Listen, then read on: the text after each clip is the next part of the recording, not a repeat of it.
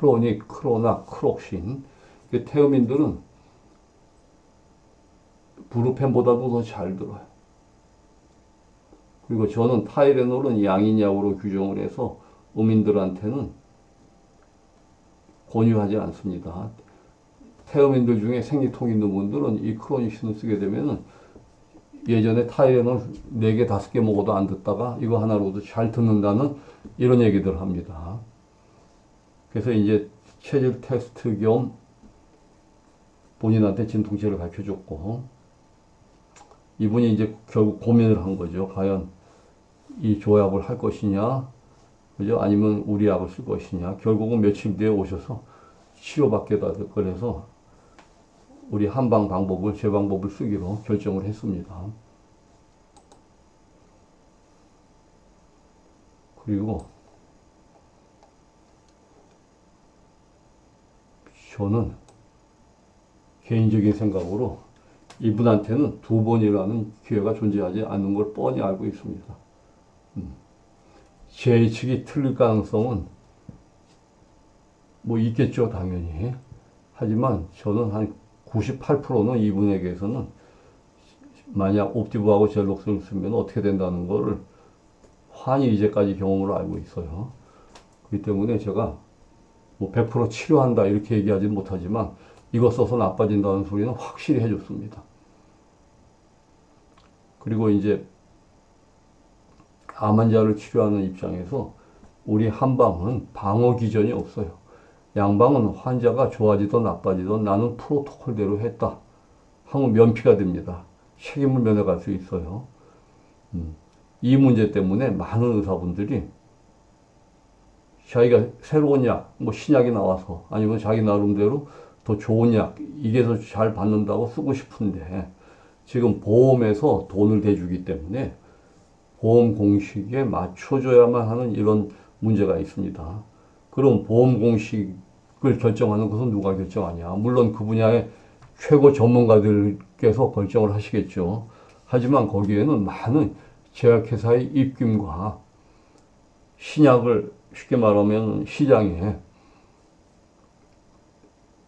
셋업하기 위한 어떤 노력도 없다고 보지는 않습니다. 그래서 기존에 많은 좋은 약이 있어도 또 의사분들 나름대로의 경험으로 판단을 할 수 있는 어떤 기준, 이런 것이 상당히 무시된 채 보험 공식 안에서만 움직여야 됩니다. 근데 그 보험 공식은 체질이 고려되지 않은 겁니다. 그래서 이따가 이 옵티보하고 젤록스의 공식의 결과를 제가 한번 또 학술적으로 한번 보여드리겠습니다.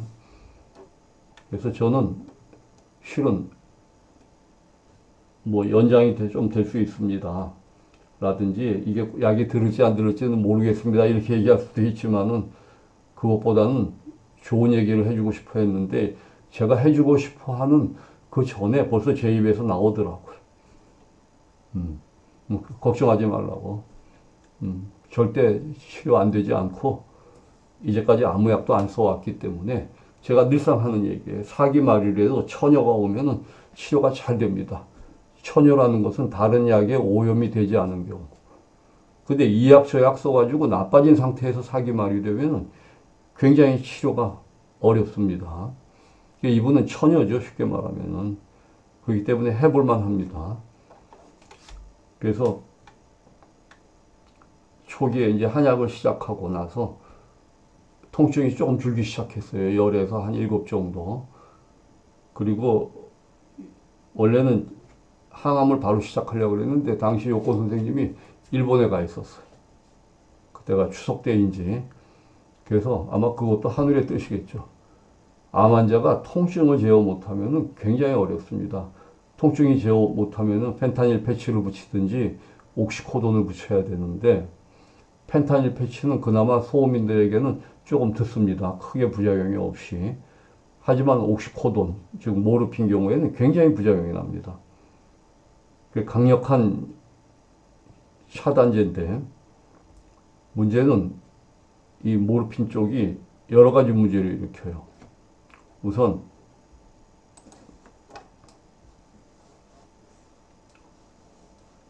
우리가 간에서 담관이 있고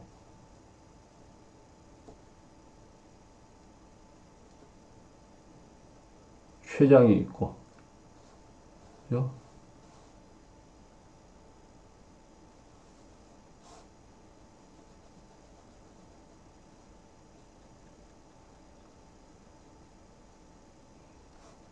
그다음에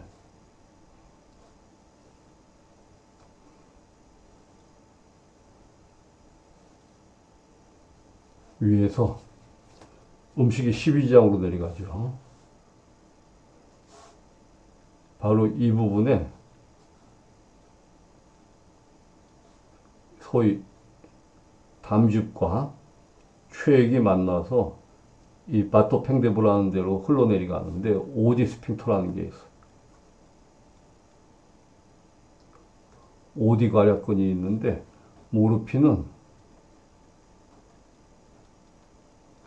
이 오디 괄약근은 수축을 시켜버려요. 즉 담즙 배설을 안 시키는 거예요. 물론 소량을 쓰면 괜찮겠지만은 고용량이 되면은 담즙 배설이 안 돼 버려요. 그러면 거꾸로 역류를 해서 황달이 올 수가 있고, 또 모르핀의 대표적인 게 사람을 느라우지하게 만들어서 운동이라든지 이런 거를 못하게 사람이 멍청하게 있는 반면에, 또 한 가지는 이거 배변곤란. 방광을 너무 느려가지고 크게 만들으니까 방광이 수축이 안 돼. 탄력성이, 이 소변이 차도 방광이 어느 정도 작으면 수축이 돼가지고 몸에서 신호를 보내서 이 압력만큼 신호가 가면서, 그죠? 방광이 어느 정도 차면은 압력이 생기면은 이 압력의 신호를 받아서 소변을 배설을 시키라고 할 텐데, 이 모르핀은 방광 확장을 시켜버려요. 이게 배뇨곤란이 와버려요. 그럼 여기서 또 염증이 발생할 수 있죠. 이게 결 소변에 의해서 중력에 의해서 밀려나가니까 여기에 염증 상태가 또 나타날 수가 있고, 소변에 여러 가지 당분 등 영양분이 많기 때문에 염증이 발생할 수 있어요. 그 다음에 장의 운동을 억제를 시켜요. 그래서 변비가 생길 수가 있어요. 이렇게 되면은 벌써 소변이 안 나와서 감염이 올 수가 있고, 변비가 생기면은 장 운동이 느려지니까 가스가 차요, 몸에서. 가스가 차면은 가스가 위로 올라오면서 사람의 식욕을 확 떨어뜨려서 음인 암 환자들에게 있어서 모르핀이라는 것은 그야말로 쥐약입니다, 쥐약. 안 쓸 수 있으면은 안 써야 됩니다. 최대한 다른 진통제로 잡아야 되는데, 너무 아프면 안 쓸 수가 없지만 이때는 이걸 죽는다는 각오로 써야 돼요. 그래서 평소에 가벼운 통증에서 모르핀을 쓰게 되면은, 물론 체력이 좋은 분들은 이런 현상이 안 올 수가 있죠.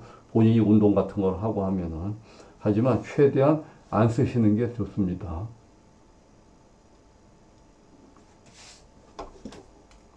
그래서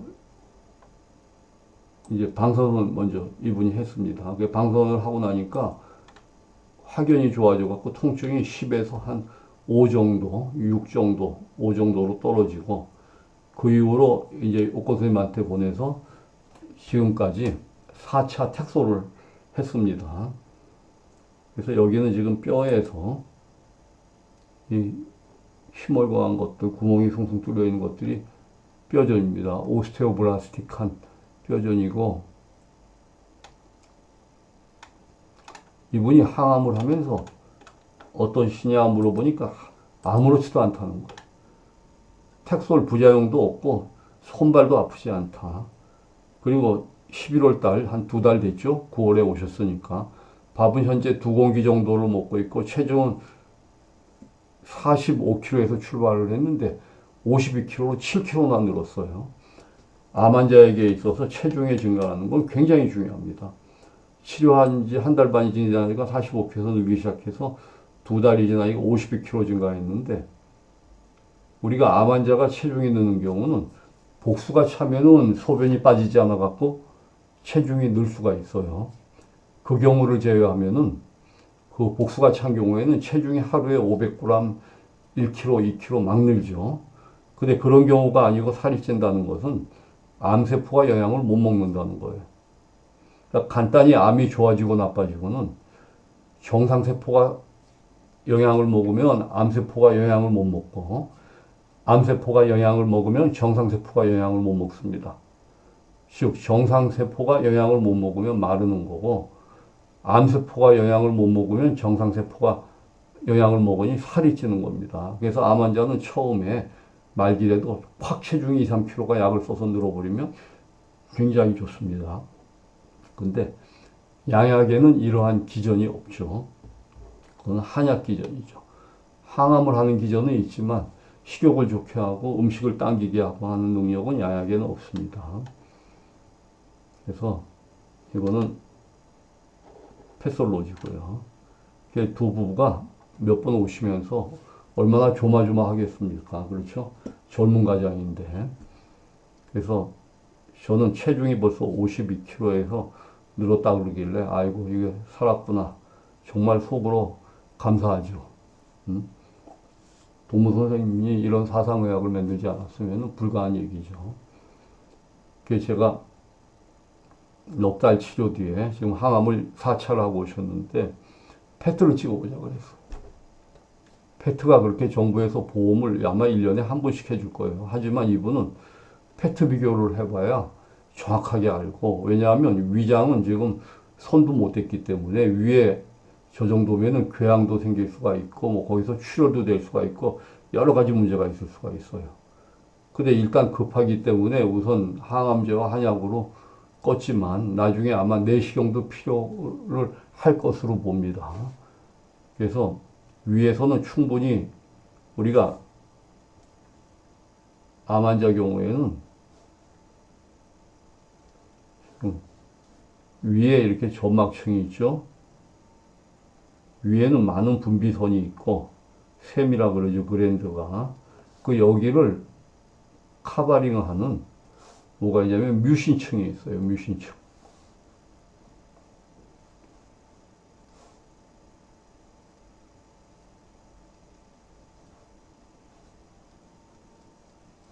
이거는 알칼리성 점액질이에요.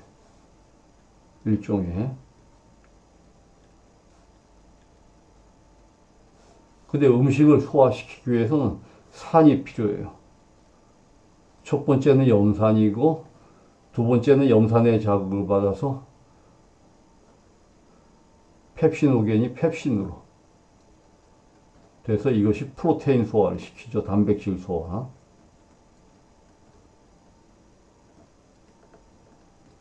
근데 우리 몸의 이 조직도 다 뭐예요? 프로테인이. 그렇죠? 프로테인.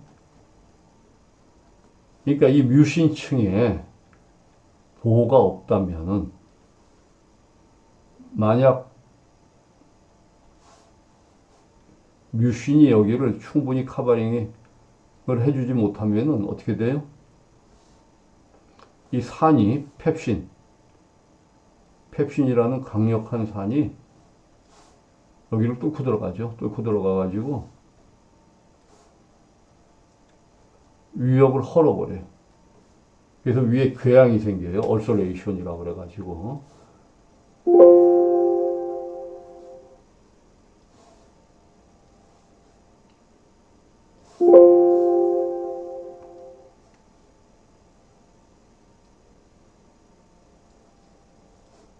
위에 궤양이 생기고 여기서 출혈이 되고 브리딩이 돼서 헤모글로빈도 확 떨어지고 그 다음에 음식이 들어올 경우에는 여기가 지금 점막층에 보호가 없는 거죠. 그러니까 직접 여기에 음식이 닿았는데 펩신, 이 강력한 소화액인 펩신이 여기를 부식시키죠. 그렇게 되면 어떤 현상이 일어나느냐? 등지하게 아파져. 환자분들 중에 식후에 너무 등이 아프다. 통증이 온다 그러면은 위암을, 췌장암도 의심을 해봐야 되지만 위암도 의심을 해봐야 돼요. 이거 왜 그러냐? 음식이, 원래 이 염산이나 펩신은 음식이 위장으로 들어올 때 이제 시작이 되는 겁니다. 평소에 나오는 게 아니고. 근데 음식이 들어오기 시작하면은 음식을 소화시키기 위해서 염산이